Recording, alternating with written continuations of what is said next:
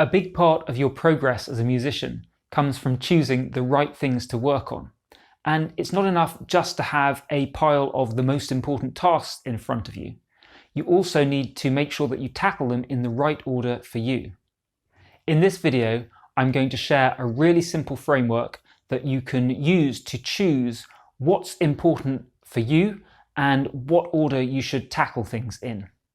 I've seen so many of my students make huge breakthroughs once they got this sort of system in place. Hi, I'm Morley-Fletcher from Play in the Zone, and I bring you regular tips on how to improve much faster as a musician while having more fun and enjoying your music more. And while you're watching, make sure to like, share and subscribe if you're enjoying the video. Now, as I said, this framework is really simple to grasp. All you need to do is think of the word WIN. And it's an acronym, but we're going to use it for 3 separate questions to ask yourself. So W.I.N. First one is, what's important now? Second question, what's important next? And the third question, what's important never? So let's go through the first 2 of those questions together. What's important now and what's important next? Because the sequence in which you do things really matters. Now, you want to be pretty brutal in how many things you put down in your answers to those questions. It would be great if you could get it down to literally just one thing for what's important now and one thing for what's important next. But realistically, if you've got a few different goals and things you're doing, it might not be that few.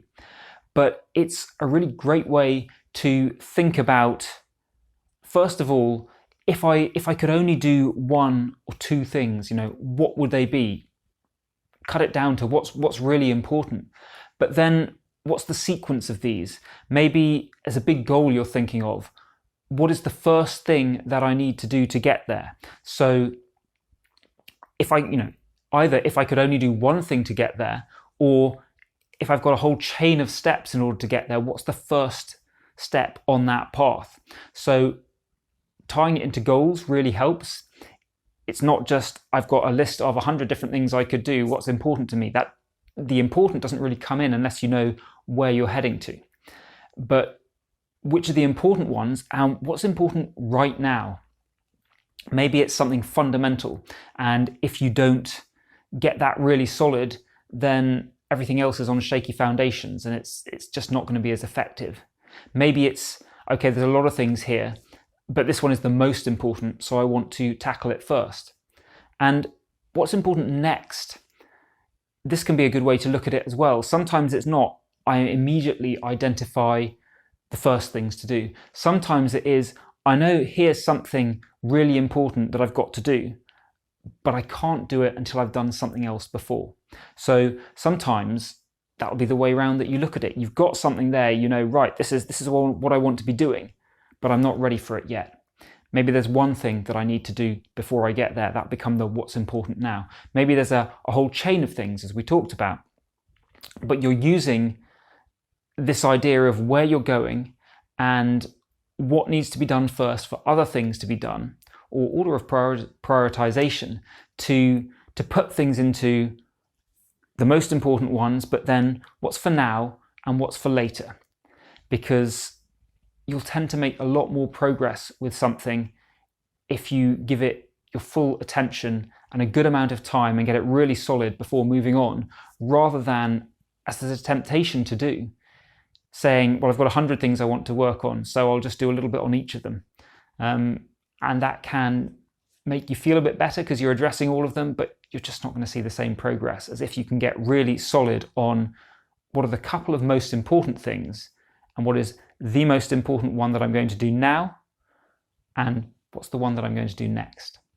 And these important things do not have to be what you'd see as normal music practice. If your goal is to get out there and be performing as a jazz musician with a great band, and you're not doing anything now, well, maybe the first thing you need to do is to find some people to play with.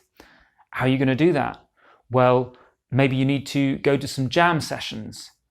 Can you do that now? If you can, well, maybe that's your most important thing, what's important now. But maybe you don't know where any jam sessions are. So maybe your what's important now is find some jam sessions, and what's important next is to go to them. Or maybe you don't have enough repertoire to play at them.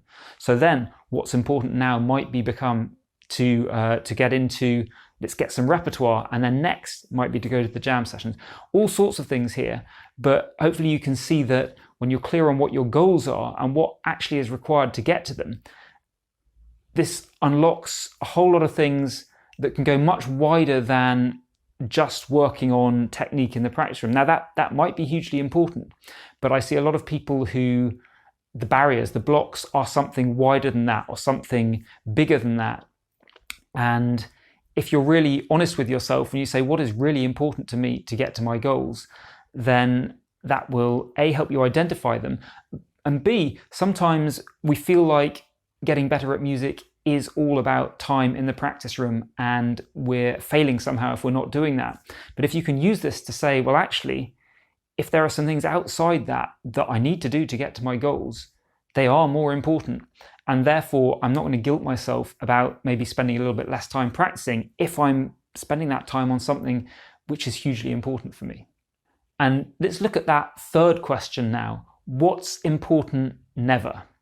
And this is hugely vital to understand, because the best musicians, they don't usually get there just by doing more of everything than everyone else. A lot of the thing that makes them so successful is they know what to avoid. They know what to spend their time not doing. And this is the flip side of how you spend your time on those most important things. What's important now, what's important next. The way you give them enough time is by getting really clear on what you're not going to do. And lots of things about this. There are always things that look exciting. There are always people telling you this is the most important thing. No, that is the most important thing. And really, it's got to come down to knowing your goals again. What is really important to you? Because you're never going to do everything in music. There's simply too much. Even in one particular area, no one can master absolutely everything. So all the things that would be nice to do, all the things that would be fun to do, all the things perhaps that will get you towards some other goal, which is great, but is not really your big goal, you need to be clear on whether those things are really important to you or not. Because once you know, okay, here's where I'm going and here are the few things that are going to get me there, those are the most important ones, all the other ones are unimportant. And that doesn't mean that you can't do them. It doesn't mean that you can't ever do some other stuff just for fun. But what it does mean is that you're clear on why you're doing it. It's not going to be the most important thing to get you to your big goals. If you choose to do that because I quite fancy doing a bit of it anyway, or maybe just because I've been working so hard focusing on these goals things and I would like a little bit of a break, a bit of a change of scene, that's great. Do that. Know that that's why you're doing it. But be honest with yourself that this is something else. This is not the fastest way to get to your goals. So let's do a really simplistic example. And this one is going to be all about practicing stuff in the practice room, not going to look wider at getting gigs or other things out there, meeting people. So let's say my goal is what I'm looking to do is to improvise melodically, really melodically over a jazz standard. And so what's important for me now might be to learn the melody of the tune and the harmony of the tune, because until I know those, I can't go a lot further.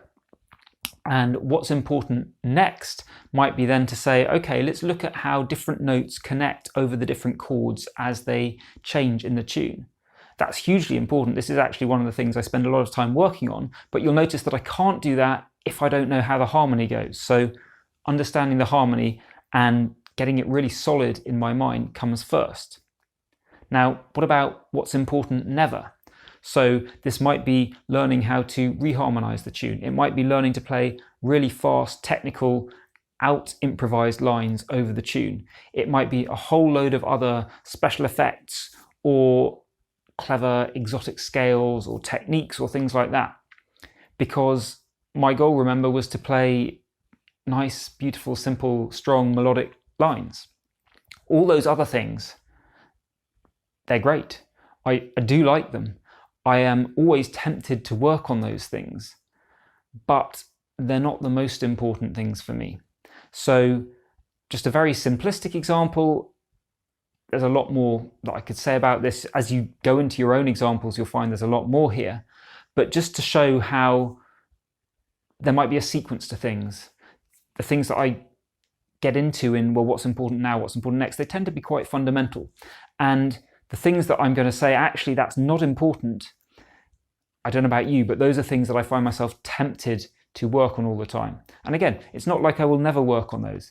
If I decide I want to do it for a little bit of fun, I will. But I know that I'm, adding in something else because I feel like it, because I enjoy it, not because this is what's really going to move me towards the end that I'm looking for.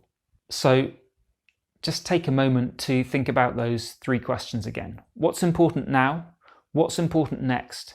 And what's important never? And if you get clear on those, then it's that acronym again. A big win might well be coming up for you quickly. Now, I've got another video on the key question you need to ask yourself to get clarity on that idea of, well, what's important for you. So I definitely recommend checking that out next. And if you'd like the special practice and performance tips that I only share with subscribers, then head on over to playinthezone.com and sign up for the emails. They're free. I've been Morley-Fletcher. Thanks so much for watching. Take care, and I'll see you in the next video.